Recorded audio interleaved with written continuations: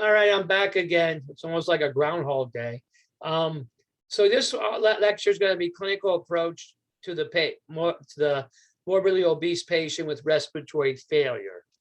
So our clinical objectives are going to be describe the incident present of obesity in America, define the respiratory clinical pathophysiology germane to the obese patient population, and describe the clinical challenges the obese patient presents with respiratory compromise.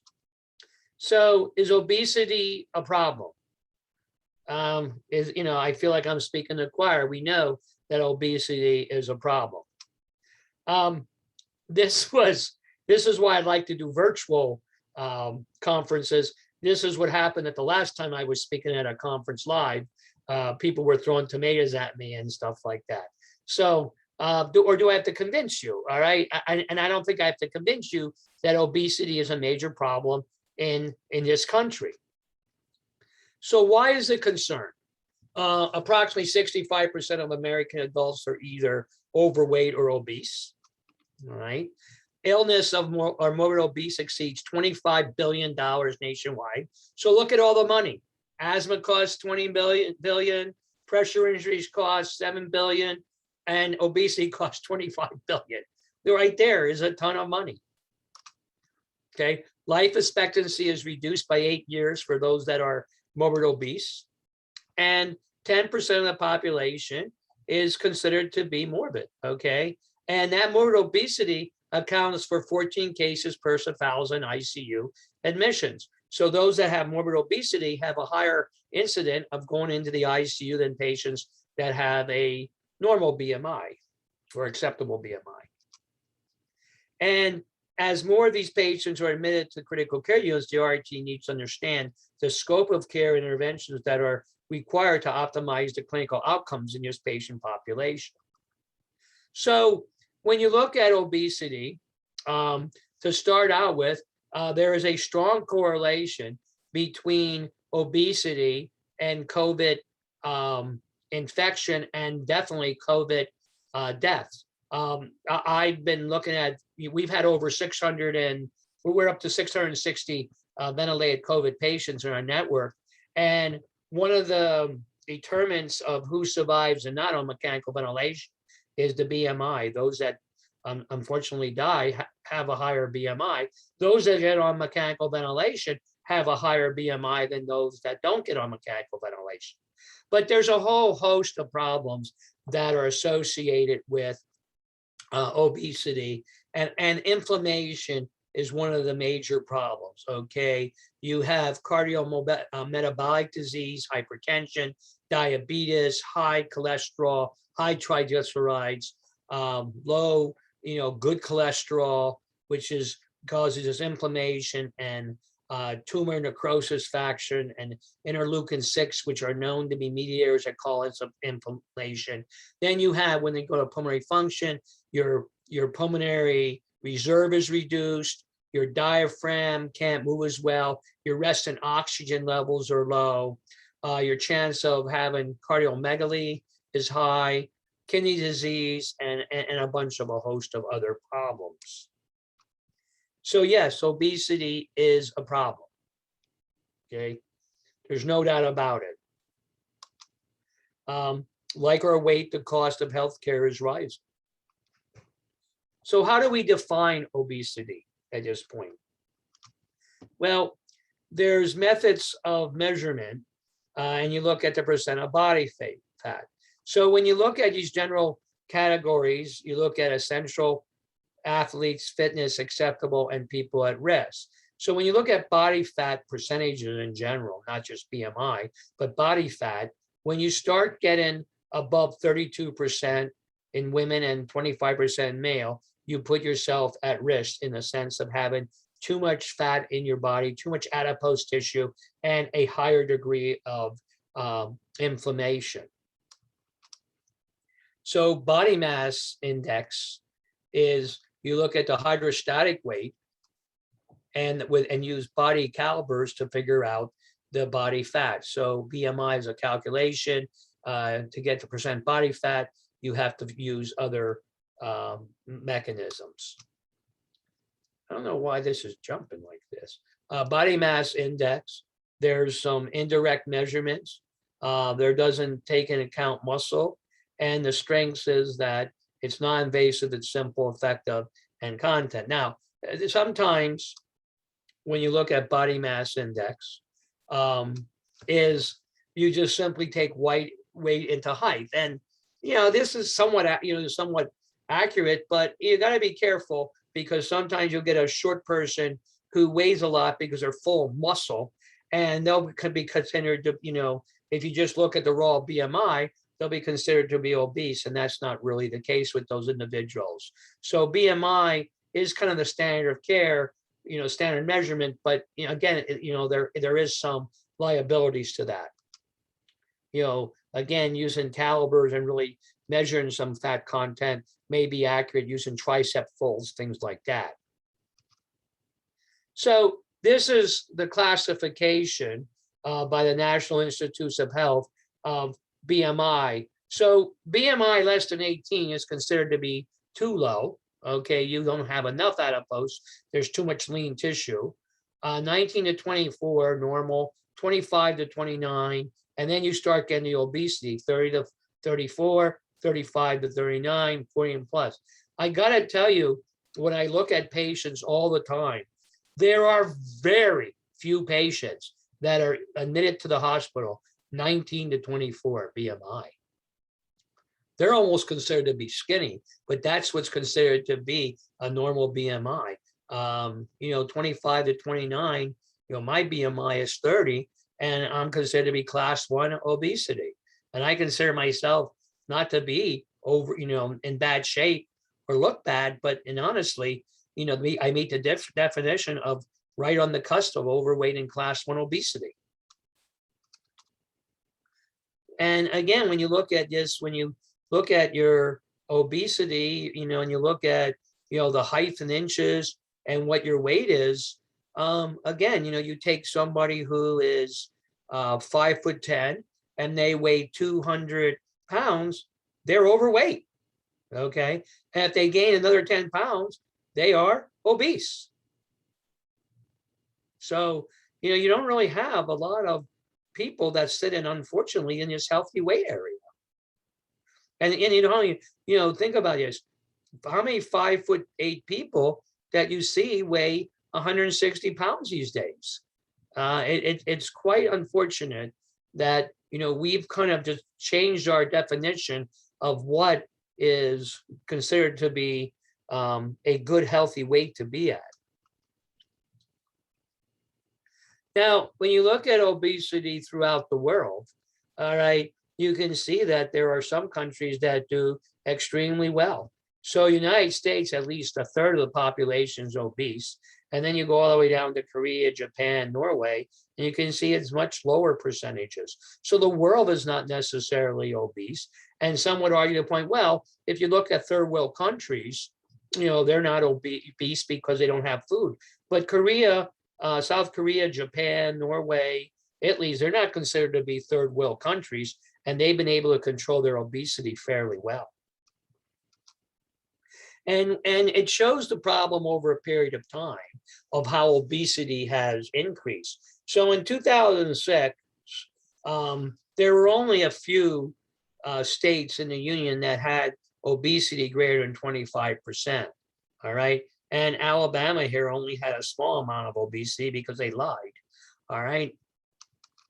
And if you look in 1985, there was hardly any obesity. So you can see just in 20 years what the difference was. And look, so let me go back a space again. So that's 85. So 10 years later, looks what happens with the percentage of obesity. And 10 years later, looks what happened. And there's Alabama, you liars. And the bottom line is that in 2 decades, the amount of obesity throughout the United States increased dramatically. And in 2010, almost every state, it has at least 25% obesity at this point. And this is the most recent data I found, where the South here has a tremendous amount of obesity, greater than 35% of the population, but only Colorado, Massachusetts, and DC seem to be less than 25% in Hawaii. And when you look at age, unfortunately, as you get older, the chance of obesity increases dramatically, both in men and women. But unfortunately, even women greater than men, but it does increase dramatically. I thought just was kind of funny, someone making a snowman that was obese, and then the snowman melts and says, "I'll be dead soon," meaning that, yes, if you do not treat your obesity, you will end up having a greater chance of death and 8-year less life expectancy. So if you're a male, instead of living to 82, you'll live to 74. And here is morbid obesity in our society, okay, is that, unfortunately, we've had increase in consumption. We have a tremendous amount of childhood obesity, a tremendous amount of increased health costs, and an increased amount of asthma associated with obesity. Obviously, you see his child here. I guess he's eating a Happy Meal, and this is a lot of weight for a young child. All right, this is going to lead to a lifelong problems at this point. And a lot of this had to do with supersizing. Again, the size of the food we eat, the size of the meals we eat have increased dramatically. So society itself has kind of left us into a situation where we, it almost enhances and facilitates and glorifies, and I'm no different at times. I remember with my, on my mom's side of the family, we used to have contests to see who could eat so much. And we used to eat so much at these smorgasbords that sometimes we would be so filled and overstuffed that we would be sick. All right. We couldn't even move. It was, as my dad said, the den of gluttony. And it shows that in 1980, this is what a McDonald's hamburger looked at. And again, what ended up happening is we supersize, and we have contests to see how much we can eat. But this used to be the size of a hamburger. If someone got a hamburger like this now, they would throw it right back and say, "Man, where's the meat?" Again, the portions.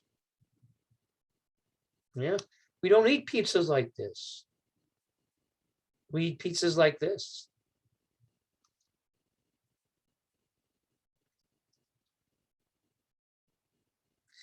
If you order larger portions regularly, you will gain 8.3 pounds in 1 year.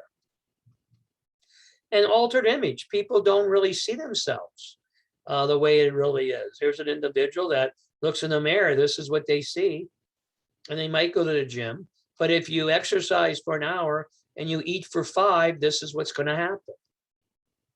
And as obesity has a tremendous impact in adolescence, emotional, physical, academically, and social. So children who are obese are often, often are on a path of a lot of, poor quality life, and leads to a plethora of medical problems, and even things like suicide and poor social economic development.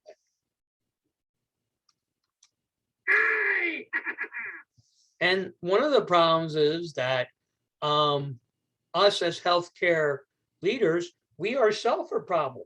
40% of healthcare workers are obese. So here's an example where this guy's having a heart attack, and obviously he looks out of shape, but the person who's coming here says, if you took better shape of yourself, you wouldn't be happening. This was similar to when I first started in the field cardiologist. I would see cardiologists smoking in front of patients and say, you should have stopped smoking, or you wouldn't have not heart disease, or you better stop smoking. And the cardiologist would be smoking. And, the amount of injury that's caused because of obesity too is a problem. People don't want to be strong proponents for their own health. RNs that are obese happen to be on LLAs or greater than 6 times a year. There's a correlation that obese RNs are often on disciplinary action because they're out of work more than the policy adheres. So how do we reduce obesity? There's been tried with scare tactics. This is out of the United Kingdom. Okay, obesity is suicide. So instead of having like oxycodone overdosing on, this person's overdosing on M&Ms. Sausage around someone's neck, and pads of butter like a suicide bomber. Now, I'm not saying these are appropriate. I'm not condoning these, but these have been tactics that have been used by other countries to try to reduce the problem of obesity. So let's get into the physical consequence of obesity. I think I've beat the horse to death here that obesity is a problem.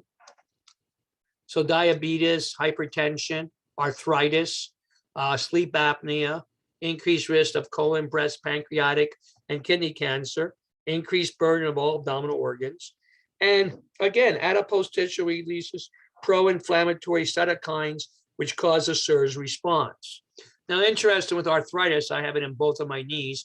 And I mean, I have a good orthopedic doctor I go to. And the last time I was there, he would say, fatty, stop, lose some weight, because it'll take, for every pound you lose, it takes like X amount of pressure, PSI, off your knees. So if you lose like 10 pounds, you'll take a fair amount of PSI off your knees, which will help your knees not hurt as much. Sometimes tough love. And loss of anatomical landmarks. We will talk more about this in detail. So again, when you look at this, these are problems that individuals have when they're obese. And if they lose a percentage of their weight, okay, a good 20% of their weight, sometimes these problems go away. So like for obviously sleep apnea, obstructive sleep apnea here is a major problem. And if you lose weight, almost 3/4 of it is resolved. Asthma, cardiovascular disease, a lot of these things can be resolved if you lose weight. So there's benefit to losing the weight, that you can sometimes resolve some of these comorbidities without major surgical or medical intervention. And the quality of life improves in 95% of patients that have either gastric bypass surgery or they're able to lose a fair amount of weight on their own. And again, when you look at body mass index and the risk of disease, and as body mass index goes up, the risk of these diseases go up, quite significantly. I've always been at risk for type 2 diabetes. Fortunately, I've been able to kind of fight this off, but I have to work very hard to prevent this. I've always been pre-diabetic since I was 40 years old. Muscles burn more calories, fat tend to store calories. So getting more, muscle helps with calorie metabolic burning. So lung mechanics and obesity is that when you talk about respiratory complications, obesity causes a restrictive load on the thoracic cage and diaphragm. I call it abdominal thoracic impedance. Increases airway resistance and lowers the FRC. So by having a lower FRC, the individual doesn't have a lot of respiratory reserve. Increased pulmonary blood flow, increase the risk of pulmonary embolus, increased dyspnea with work, and reduced pulmonary reserve. Patients may be not dyspneic at rest, but when you exercise it or get up and walk, they become dyspneic. So their ability to do exercise is reduced, so their ability to lose weight and get muscle is reduced. And elevated CO2 at rest. A lot of them are, instead of having a rest in CO2 of 36 to 40, they may be 44 to 50.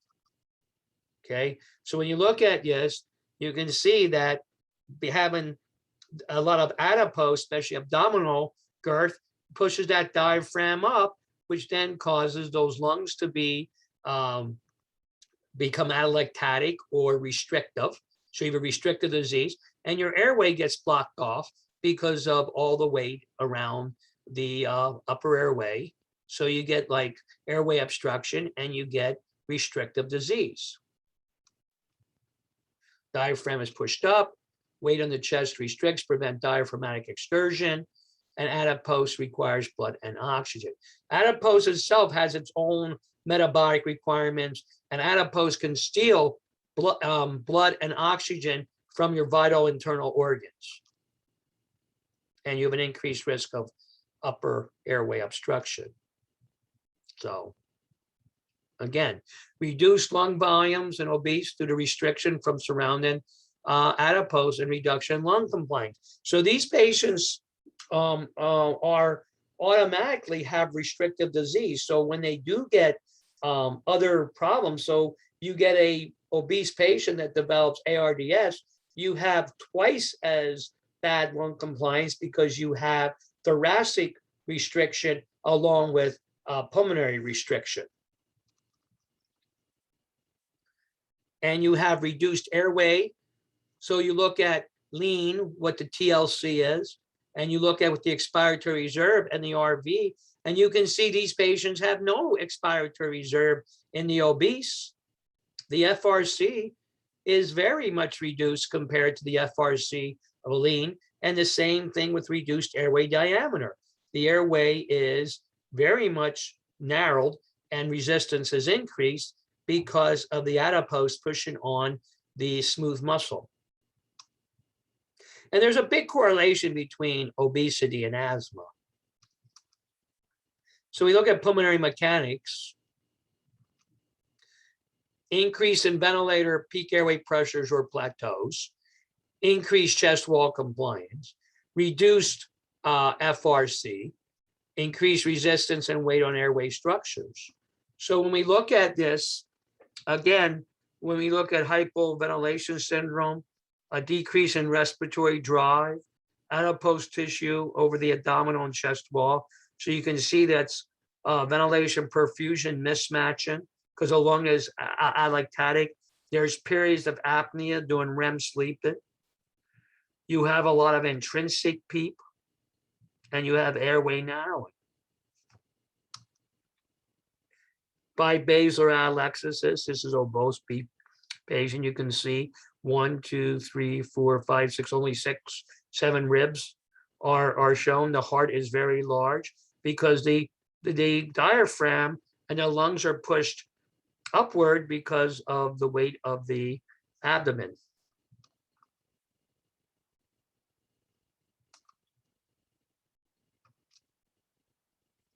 And one of the problems is too, you can't get very good imaging.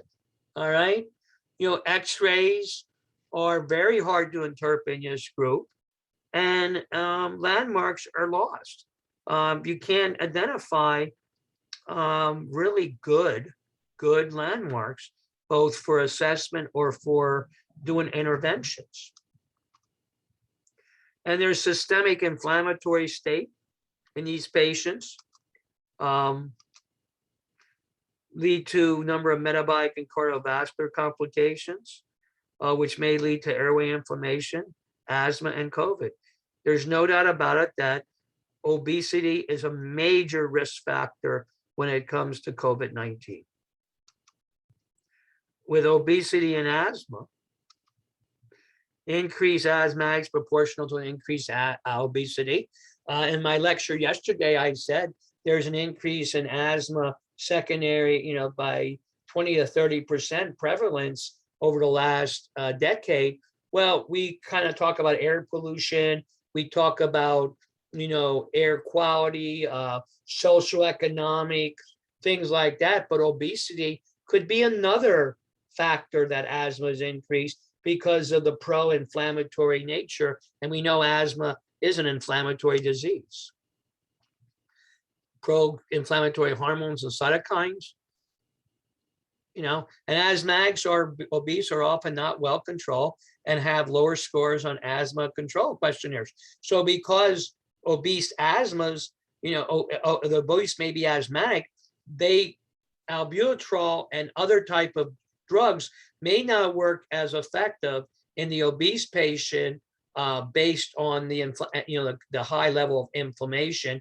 Plus, some of those drugs, the concentrations are not made for the size of the patient.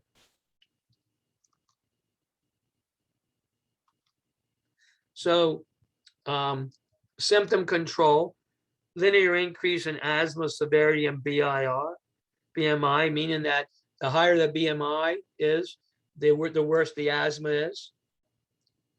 Severe, persistent, bacteria. I just talked about the biologicals and thermoplasty. Well, if you look at asthmatics who are on biologicals, the majority of them have a BMI greater than 40. Not a lot of asthmatics on biologicals have a lean body weight. More systemic corticosteroid use, more ED and physician visits, increased nighttime wake-in. They also have GERD, which they sometimes have gastric aspiration into their airways.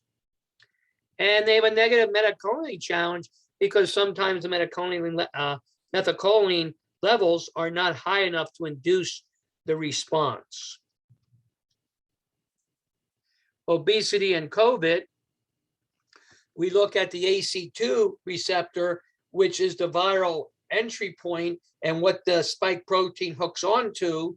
And the obesity has an increased amount of ACE2 receptors, and thus it becomes a very nice host for COVID. And because you have chronic inflammation, you may have an increase in cytokine response, which can become destructive, and you might have impaired immunity because you have insulin and Lipiton resistance. So again, SARS-CoV-2 shows that the obese is a very good host because, one, it has a greater amount of receptors for entry, and the body doesn't have as much defense as non-obese individuals. So when you look at COVID-19 hospital admissions per 100,000 people, you can see stage 2 obesity has a much higher incident of hospitalization for COVID-2 than someone has normal body weight. I'm not saying people that have normal body weight don't get COVID and they won't die, but my point is that stage 2 obesity greater than 35 has a very high percentage of people to the hospital with COVID-19. And there's a lot of difficulty problems when it comes to airway obstruction. Interestingly, 15% of obese patients, when they are admitted, they are actually found to have airway obstruction. And you can see in a normal healthy person, when their head goes back, they have a pain airway. When in the obese person, they end up having sleep apnea and airway obstruction, often the Pick-Windham syndrome, cyanosis, obesity, and polycythemia. And when you look at obstructive sleep apnea, you can see with the mouth closed, the mouth opened, and the mouth, mouth closed, half open, and the mouth, totally open, and you have complete airway obstruction in his situation. So when the person lays back and they start snoring, you can see you have airway obstruction. The tongue blocks out the epiglottis and the glottis. Now, the meta-Malcati is a way to define airway. And when you look at, you're going to intubate a person, you think of, well, how difficult is the intubation going to be? A lot of, obese patients often have a class 3 or class 4, which means that you can't even see the airway, and it's going to be very, very difficult to intubate. A Malcati 1, you can probably just throw an endo tube in from across the room, but Malcati 4 is going to take some, really good airway expertise in order to get an endotracheal tube in. So, that would be the Ideal Airway. And often these These patients often have a bull neck, and they're very difficult to intubate. And when you try to put them in a position to intubate, they can get complete airway obstruction.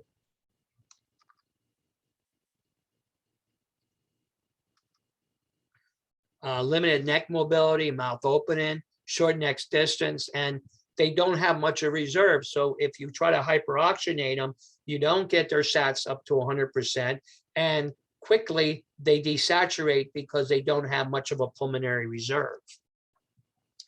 Tracheostomy, standard trach sizes are often too small, often too curved. There's a high degree of airway obstruction. And percutaneous tracheostomy is not an optimal choice. Most of these patients have to go to the OR suite in order to get tracheostomy, and not doing it at the bedside, which is very common these days. Difficult to bag mask, poor view with direct laryngoscope, the rapid desaturation, assistant holds back breath, applies cricoid pressure, so the adipose tissue, it can be, obstructive in many different ways. So when you're going to do an intubation on these patients, often they have to be done in, you can't do them in the supine position. You have to do them in a semi-Flowers position, or in a total, upright position. Laying these patients down to intubate them can be disastrous and almost impossible. Again, you look at extended trach size, for these patients. So what are our airway strategies? Assess the physiology, proactive use of difficult airway equipment, consider a backup plan. What do we do if you can't intubate? Consider not using paralytics or heavy sedation. This is very, very important. You don't ever want to paralyze or totally take out the respiratory drive of a patient that you're trying to intubate that's obese, because if you can't get that tube in, you're in big trouble, because they're very hard to mask bag ventilate. So most anesthesia, if they're intubating a obese patient, they will not totally take out the respiratory drive, which is unfortunate because it's uncomfortable for the patient, but they don't want to take the chance of not being able to get an airway in. And also, trial non-invasive ventilation, if possible. So positioning, again, you can see, try to lay the patient not flat. Consider using reverse Trendelenburg, sitting down upward while the patient's laying down. This shows is rapid induction, rampant position rather than sniffing position, reverse Trendelenburg position, and use an aortosternal notch in a horizontal plane. So you can see, you really don't want to do this. You want to get the patient up in this position, or sometimes even in this position, to try to take some of that weight off and let the abdomen fall forward and down versus up and back. Again, build a big ramp is, buy time, increase FiO2, NIV. Do I really need to intubate this patient? Get help. Anesthetic, ICU, any ENTs. Build a big ramp. Use nasal prongs to maintain diffusion of O2. Minimal drugs. Pre-oxygenate with NIV. Paralyzations only if needed. Plans for failure. Surgical airway kit and post-intubation care. So this is a mnemonic they use in the emergency room to try to do rapid sequence induction of obese patients. So you have to rethink your whole thought process when you're dealing with the obese patient. And again, these are different examples. And imaging issues are very difficult. So this is a lean X-ray. This is an obese X-ray. Can surely look at the lung markings and the ribs a lot better here. This is very hard to, figure out what's going on in the lungs. This is, CAT scan of a normal patient versus an obese patient. You can see the adipose, and you can't even see the lung. Okay. normal awake and paralyzed, obese and paralyzed. And you can see the loss in lung tissue.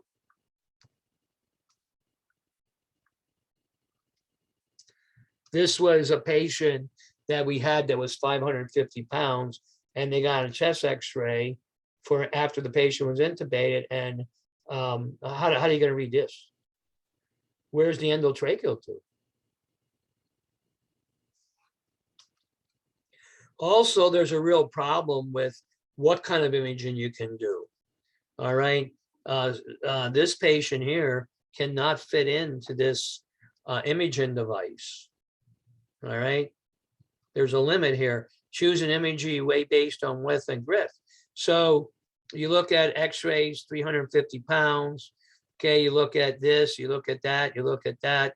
And there's limits at some of these things that you can use, like a CAT scan and an MRI, stuff like that. Metabolic cart, there's no limit with that. But my point is, some of this imaging you can't even use. If the girth is greater than 70 centimeters, they won't fit in the device. So there's a weight limit and there's also a girth limit. Clinical monitoring is a big problem. Reduced blood pressure, pulse pressure. It's hard to feel pulses or blood pressure. Distant heart and breath sounds. Lack of non-invasive monitoring. Oximeter, pulse oximeters don't pick up. Difficult placement of any kind of lines. And loss of anatomical landmarks. And also, you have to use longer, again, when you're drawing blood gases, you have to use much longer needles. When you're putting lines in, you have the larger catheters. Again, adipose tissue is a surgical nightmare. Hours and hours of surgery just to get through the tissue before the organs can be actually, worked on. It takes a surgeon, they have to get through all that adipose tissue before they can actually get to the organ that they're trying to do surgery on. And it's very hard to suture close a lot of these surgical, after these surgical procedures. So wound adhesion and infections are very common. So, and you got, a whole plethora of problems. You got post-operative, intraoperative atelectasis, post-operative, inability to cough, pain, handling of the viscera takes longer time, post-op atelectasis, VQ mismatch, embolus, hypoxemia infection, and that leads to acute respiratory failure. Now, one of the things that clinicians have problems with, because idea body weight is based on gender and height, lung size is not determined by idea body weight or current body weight. So again, because someone is large on the outside does not mean that their lungs have grown. I guess I could say I had the pleasure or the honor of putting the first gastric bypass patient on a ventilator. I was working night shift and the patient was in the OR for almost 22 hours. And I put the patient on a tidal volume of 1,500 cc's in 1980. So historically, obese patients were ventilated well above 12 cc's per kilo of idea body weight, because the nomograph said, the Rafford nomogram said that based on their height and their weight, you should put the tidal volume at this. So again, as I said, I put a patient on 1,500 cc. Now, because that patient was obese, doesn't mean that their lungs were large. They could have the size, they could have 150 kilo, 75 kilo lungs. But I put them on a tidal volume 1,500 cc's because I knew no better. There's a collapsed lung. Airway pressures in the obese patient. I don't know what that screen does that. Ventilated patients are often not seen at the valvular level. So when you put an obese patient on, there's always, you know, oh, the airway pressures are high, the airway pressures are high. Well, how do we know what the lung is seeing? Because a lot of this is ventilator pressures are attenuated because of the thoracic and abdominal impedance. Pick, you know, chest wall impedance, pressure attenuation. RISB, PO1s are often elevated because of the chest wall resistance. So, you know, ventilatory strategy, you know, when you want to liberate these patients as quick as possible, ventilation duration is a lot longer in obese patients, the average being 7.7 plus or minus 9.6 compared to 4.6. The utilization of greater a peak is to unload thoracic and abdominal impedance. It's not unusual for us to use as much as 20 to 24 a PEEP. I mean, I had PEEP of 32 on a patient that was 600 and some pounds. Often you need to use a recruitment mode. APRV works very well in this patient population because it overcomes that thoracic abdominal impedance and helps open up the lung and maintain lung recruitment. Airway pressure release is a ventilator mode where the inspiratory phase is usually greater than 4 seconds. And the idea is what I call the microwave effect, that you try to use collateral ventilation, your pores of Kahn, your canals of Lambert, to try to, over a period of time, pop open alveoli, just in a pop, just like popcorn in a microwave. It doesn't all pop at once. You'll hear, and all of a sudden it starts popping open over a period of time. Because if it all popped over at once, you'd probably have a mess in the microwave, and you'd have a lot of burned popcorn. And again, you know, this is the look at different ways of a Pendeloff effect and collateral ventilation.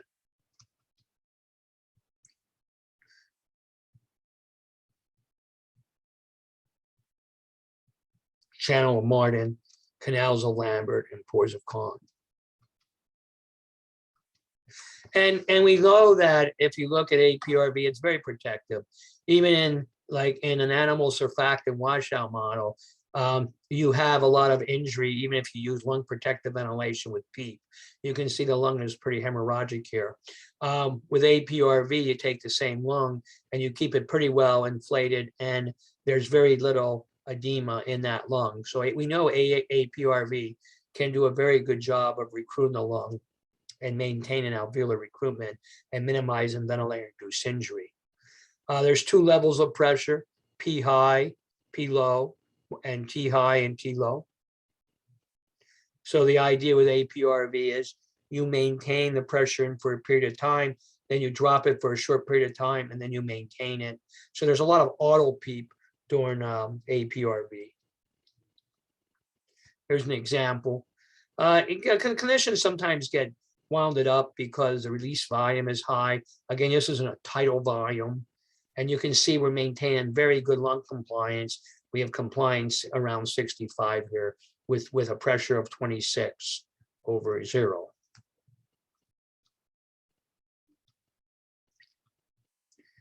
So we did a study looking at our on obese. I did it with surgical resident. We got published in the Journal of the Annals of Surgical Medicine. We divide our APRV, we divide our obese patients into 2 groups. So this BMI was only greater than 30, so it's really not that obese a group, but we divide them into PRVC and APRV, and we looked at it, how their PF ratios were and how long their ventilation was. And the conclusion was alveolar gas exchange was augmented in APRV and ventilatory duration was reduced. So in this group of patients, APRV seems to be a very good strategy, ventilatory strategy to be used in order to improve oxygenation and to reduce ventilator length of stay. This is a case study. This was a 28-year-old obese, greater than 40. He was basically admitted with an episode of hepatitis, and he was found unconscious. And within 4 or 5 hours to the ICU, he was intubated.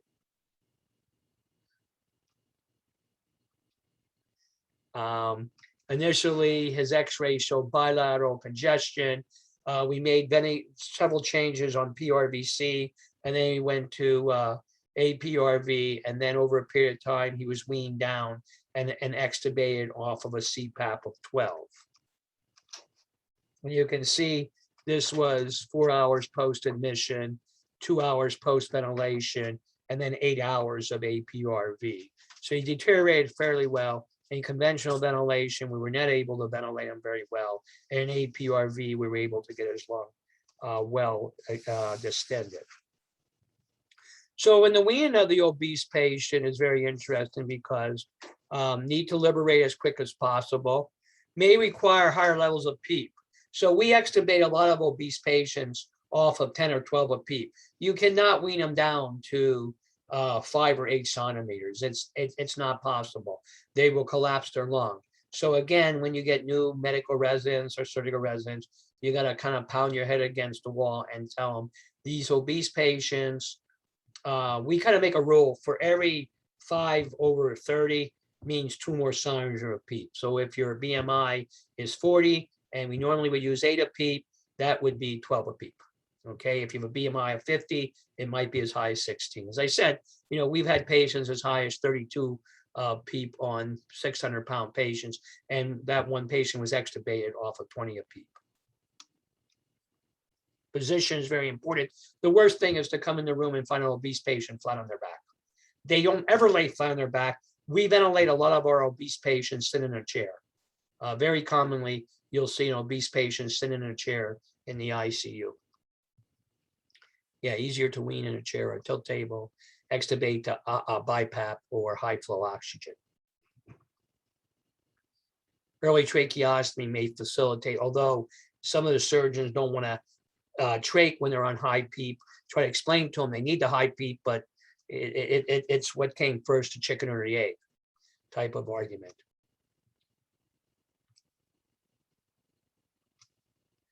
Adequate support, provide adequate hemodynamics, consider tracheostomy, and specialized unit and specialized approach weaning. It's very important if we can get these patients up and moving them.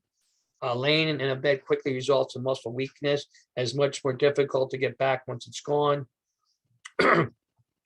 Mobilizing and walking these patients in the ICU can be extremely beneficial.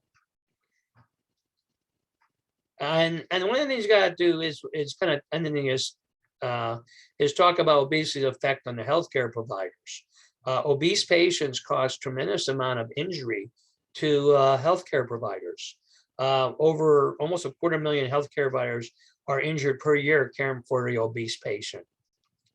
This example of, it's taken an army to move this patient out, and they had to cut part of the wall out in order to get the patient. So again, it takes a lot of individuals, and the chance of injury is very high if you don't have enough human beings to move an individual.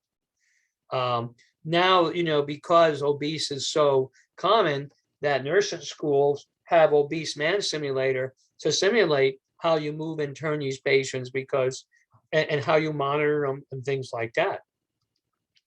They have all these nifty beds out that turn, beds turn into chairs, things like that, to try to help the patient and also help the healthcare worker.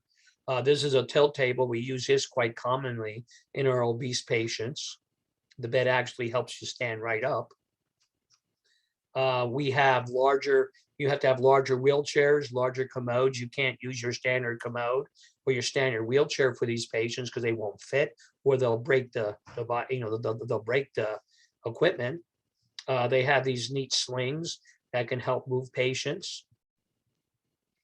There's, again, trying to lift this patient out of bed would be very, very difficult, but using the sling is very helpful. So again, the patient out of the bed into the wheelchair can be done with less people and safer. So obesity is not just a comorbidity, it's really a disease. Clinical diagnosis is complicated, so is recovery. When the body is big, the lungs are not. Please remember that.